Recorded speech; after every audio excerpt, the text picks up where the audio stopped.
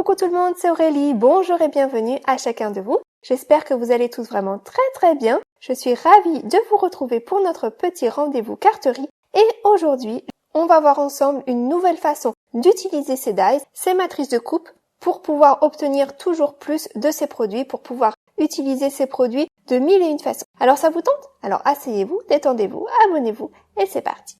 Alors déjà, je vais vous expliquer les techniques de base dans une première carte.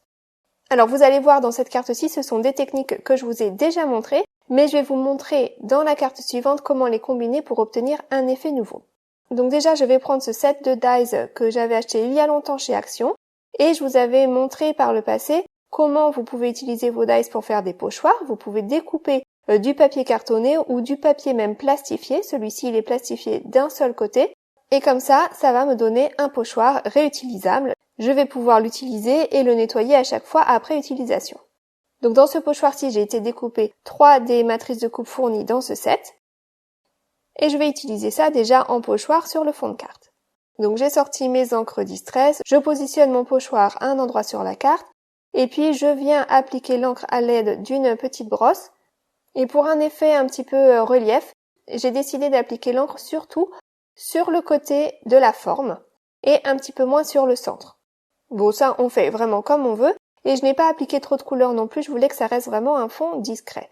Juste pour rajouter un petit quelque chose sur le fond, mais sans que ça attire non plus toute l'attention, ce n'est pas le point central de la carte. Donc j'ai été mettre de la couleur orange sur un premier ballon, je continue avec un deuxième ballon jaune cette fois-ci, donc ça va vraiment très vite. Jusqu'ici, rien de nouveau, je vous avais déjà montré qu'on pouvait utiliser ces matrices de coupe pour faire ses propres pochoirs. Donc ça, c'est vraiment très pratique. Voilà, si vous avez des matrices de coupe chez vous, eh bien ça vous donne beaucoup plus d'options pour vos pochoirs. Donc ça, c'est vraiment quelque chose à ne pas oublier, qu'on peut utiliser ces matrices de coupe pour faire ses pochoirs. Mais bon, ça, c'est pas nouveau, je vous l'avais déjà montré. Donc j'ai été mettre de la couleur sur 3 ballons et voilà mon fond qui prend forme. Donc déjà, j'ai mis la couleur. Donc maintenant, on va passer à l'étape suivante. Et vous voyez pour ceci, eh bien j'ai ma machine de coupe et j'ai également un petit tapis en caoutchouc comme celui-ci, je vous l'ai déjà montré dans le passé. C'est donc un tapis qui est très pratique quand on veut faire de l'embossage à froid, par exemple avec ses pochoirs, mais également avec ses matrices de coupe. Alors il va falloir que vous adaptiez votre sandwich pour votre machine de coupe, les plaques à utiliser, voilà, en fonction de votre machine de coupe, ça va être différent. Donc vous faites vos essais et vous adaptez ça, et puis vous allez pouvoir prendre vos matrices de coupe et les utiliser pour faire des empreintes sur le papier. Alors pour ça, il faut que vous découpiez bien tous les petits morceaux. Quand vous recevez un set, parfois les dies sont attachés les uns aux autres et il y a des petites attaches en métal qu'il faut vraiment bien supprimer parce que s'il reste des petits bouts qui dépassent, eh bien en faisant les empreintes, ça va se voir. Donc on enlève vraiment bien tous les morceaux et une fois que nos dies sont bien propres, on peut les utiliser. Et pour ça, eh bien je vais venir les positionner donc sur mon papier. Et le papier, il est donc placé sur le tapis en caoutchouc. Et par-dessus tout ça, eh bien, je vais positionner mes dies sur mon projet. Et ça va me permettre donc de faire des empreintes. Donc, je peux en mettre sur tout le fond si je veux, ou je peux utiliser les formes pour créer un point de focus. Et c'est ce que je vais faire pour cette carte-ci, pour encadrer, entre guillemets, là où je vais mettre ma salutation et mon petit personnage. Donc, je mets ça en place sur mon projet et je mets une plaque de découpe par-dessus pour fermer le tout. Donc ça, c'est le sandwich qui fonctionne pour ma machine. Il faut pas que ce soit trop serré non plus, parce que sinon, au lieu de faire une empreinte, ça va découper. Donc faites bien vos essais, et voilà ce que l'on obtient. Et je trouve ça vraiment super de pouvoir utiliser ces matrices de coupe de cette façon-là, pour créer une empreinte sur le papier pour faire de l'embossage à froid. Là, c'est vraiment juste un exemple pour vous donner des idées, mais vous pouvez vraiment varier les plaisirs avec cette technique. Donc je vais finir cette carte rapidement.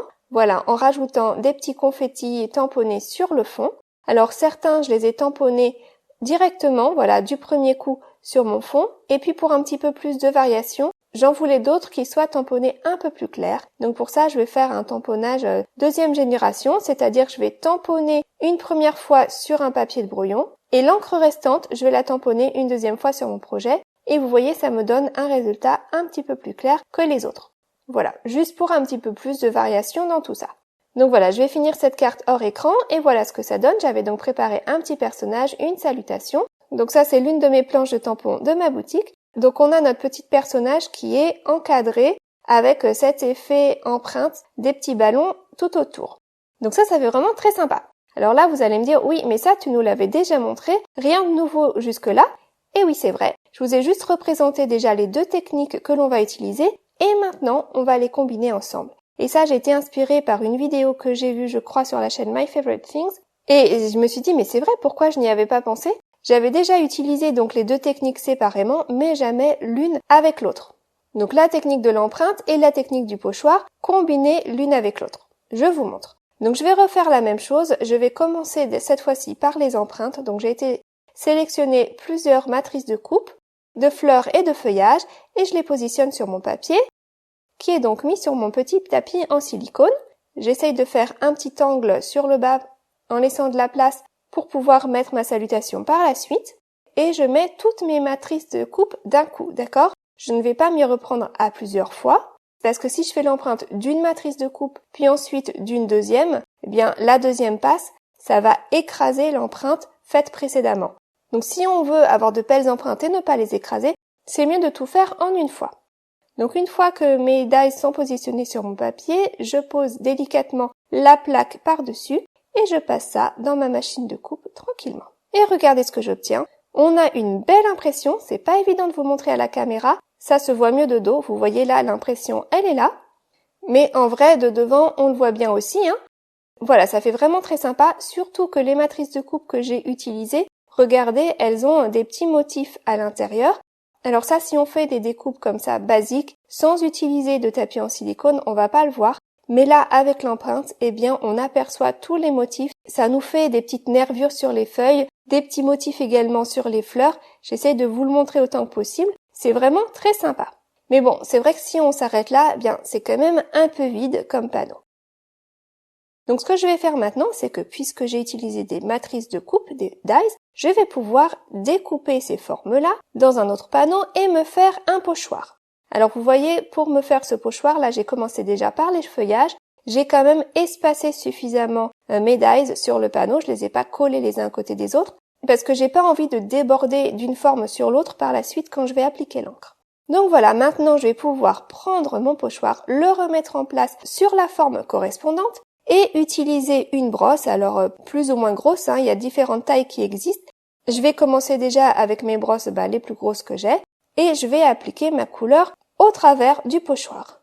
Donc on peut mettre plus ou moins d'intensité, vous voyez j'ai fait une première couche, c'était pas assez prononcé en couleur à mon goût, donc j'en rajoute. Et donc du coup, eh bien je vais avoir de la couleur au niveau de mon empreinte, et du coup eh bien j'ai du volume et de la couleur, les deux en un, et ça fait vraiment super chouette. Je sais pas pourquoi, j'avais pas pensé plus tôt à combiner les deux comme ça, et franchement ça fait sympa. En plus c'est ultra relaxant à faire, j'ai trouvé, de mettre la couleur comme ça tranquillement au travers du pochoir. Je me suis bien amusée. Donc voilà, je vais mettre de la couleur sur tous les feuillages, et puis ensuite pour les fleurs, eh bien je vais me faire un deuxième pochoir. Donc là vous pouvez prendre du papier de brouillon, hein. Vous faites vraiment comme vous voulez. Vous voyez, j'espace bien quand même mes matrices de coupe les unes des autres, comme je vous le disais pour que ce soit plus pratique ensuite lorsque j'applique la couleur.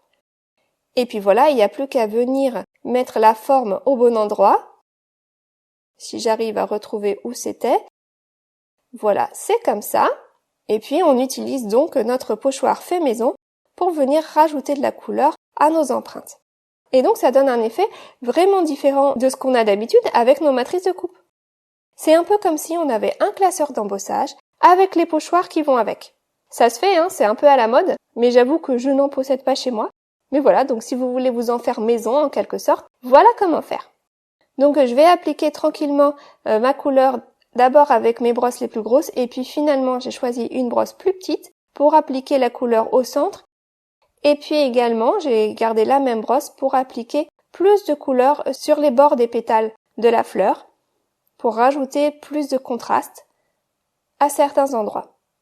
Voilà, donc là c'est juste un exemple comme ça, hein, on fait vraiment comme on veut. Et regardez, lorsque j'enlève le pochoir, tada, on a la couleur au bon endroit, au niveau de mon empreinte. Donc c'est pas évident de voir à la caméra, mais il y a aussi ce petit volume qui est là en plus de la couleur. Et puis je vais continuer tranquillement toutes mes fleurs, voilà, en récupérant mon pochoir, en le positionnant au bon endroit et en ajoutant de la couleur. Alors là, j'ai fait ça avec des fleurs, vous faites vraiment ce que vous voulez avec ce que vous avez chez vous à la maison. Pourquoi pas des papillons ou divers feuillages. Vraiment, faites ce qui vous plaît et puis faites en fonction des produits que vous avez. Mais voilà, j'aime bien quand on a des techniques différentes pour utiliser les mêmes produits, pour pouvoir mieux tirer profit de nos produits. Donc voilà ma deuxième fleur terminée. Et puis voilà, je vais faire les autres hors écran pour gagner quand même un petit peu de temps. Et voilà ce que ça donne. Donc je vous montre au dos, hein. Le relief il est toujours là. Il faut faire attention quand même quand on met la couleur à ne pas appuyer trop fort non plus, on ne veut pas tout écraser. Mais avec les petites brosses comme ça se fait vraiment sans difficulté. Ensuite, pour rajouter un petit quelque chose, j'ai décidé de faire des petites gouttelettes noires. Donc là, j'ai pressé un encreur directement sur un bloc acrylique. Je mets un petit peu d'eau, je rajoute un peu d'encre parce que c'est pas assez foncé à mon goût. Et puis voilà, avec un petit pinceau, je viens tapoter ça au-dessus de mon projet. Et ça me dépose des petites gouttelettes de partout. Alors ça se voit pas très bien à la caméra, mais en vrai ça fait vraiment une différence. Ça rajoute le petit truc qui manquait. Et voilà. Pour la salutation, eh bien, je vais prendre ma planche de grands sentiments. Ils sont très pratiques pour remplir un espace vide qui est suffisamment grand. Donc là, par exemple, quasiment tous les sentiments rentrés dedans. J'ai choisi un grand merci. C'est toujours bien d'avoir des cartes de remerciement sous la main. D'ailleurs, si cette planche de tampons vous intéresse, eh bien, allez faire un petit tour sur ma boutique. Il m'en reste quelques-unes et sachez que celles-ci, je pense pas que je vais les recommander, en tout cas pas tout de suite. Donc si ça vous intéresse, ne passez pas à côté. Donc pour tamponner ça bien précisément, j'ai utilisé ma petite plateforme et j'ai été tamponnée 2 fois avec l'encre Versafine. Et puis ensuite j'ai rajouté une petite salutation sur le dessous et celle-ci je l'ai tamponnée en rose. Donc j'ai tamponné ça avec de l'encre Distress Oxide. C'est pas la meilleure encre pour tamponner, mais si on s'y prend à plusieurs reprises tranquillement sans être pressé, ça fonctionne. Et voilà. Et pour finir le fond, j'ai trouvé que ça manquait encore de quelque chose et j'ai été mettre des petits brillants ci et là, un petit peu partout, sur tout le fond de carte, entre les fleurs, entre les feuilles. Voilà, juste pour combler un peu les espaces blancs. Et puis pour rajouter du brillant, j'aime bien quand ça brille sur les cartes. Et voilà, ben ça c'est fait. Et ma carte, elle est déjà terminée, donc j'avais mis ça sur une base de carte Couleur Craft. Et voilà ce que ça donne. Une petite carte toute fraîche. Si vous voulez rajouter encore un petit quelque chose, vous pouvez aussi prendre un stylo noir par exemple et venir rajouter des détails sur les fleurs, rajouter des contours de fleurs, pourquoi pas. Vous faites vraiment comme ça vous plaît. Donc voilà pour cette deuxième carte. Allez, juste pour le plaisir, je vais vous montrer une troisième idée. Ça va être en fonction des matrices de coupe que vous aurez chez vous. Moi par exemple, j'ai celle-ci qui va pas complètement découper le tour de la matrice, mais juste les formes à l'intérieur. Donc vous allez voir comment on peut utiliser ça de façon différente. J'ai été déjà faire l'embossage à froid, donc avec le dies, avec mon petit tapis en caoutchouc, comme je vous ai montré précédemment. Et puis j'ai également été créer donc un pochoir, et cette fois-ci en 2 exemplaires avec le même die, parce que l'un des deux, je vais venir découper à l'intérieur toutes les petites tiges blanches qui sont là. Je vais les enlever pour ne garder que le pourtour. Voilà, je me suis dit qu'avec ce genre de matrice, on pouvait obtenir un résultat un petit peu différent et que ce serait sympa de vous montrer ça. Voilà, toujours pour vous donner plus d'idées de comment utiliser vos produits. Donc ensuite, eh bien, j'ai choisi de prendre une encre blanche et de venir appliquer ça donc au travers de mon premier pochoir, celui qui a la forme complète. Donc j'ai pris de l'encre blanche là parce que je travaille sur du papier craft qui est quand même assez foncé. Et donc je voulais un petit peu ajouter du contraste. Et puis ensuite, je prends le deuxième pochoir et je viens ajouter de la couleur au travers de celui-ci. Donc du coup, la couleur ne va pas se déposer là où il y a les lignes blanches. Et comme du coup, eh bien, on a notre encre blanche par-dessous, ces lignes vont rester blanches. Voilà. Et donc, ça va nous donner un effet encore différent. Donc, regardez quelles sont les matrices de coupe que vous avez chez vous. Même si elles sont un petit peu originales comme celle-ci, il y a peut-être moyen d'utiliser ça, voilà, pour obtenir un effet différent à la fin. Donc voilà ce que j'obtiens. Et ça, c'est sans oublier qu'on a également le petit relief qui est là. Il se voit pas beaucoup à la caméra, mais il est là. Donc j'ai été finir rapidement cette carte hors écran. Voilà, j'ai gardé ça vraiment très simple. Le but de cette carte, c'était juste de vous montrer une option différente, une technique peut-être un petit peu différente. Voilà. Donc voilà pour cette troisième carte. Et puis voilà pour la vidéo du jour. J'ai déjà terminé ma petite présentation. Donc j'espère que ça vous aura plu, que ça vous donnera des idées. Je vais vous remontrer donc les 3 cartes que l'on a faites ensemble aujourd'hui. Et celle-ci là avec les fleurs, c'est vraiment ma préférée.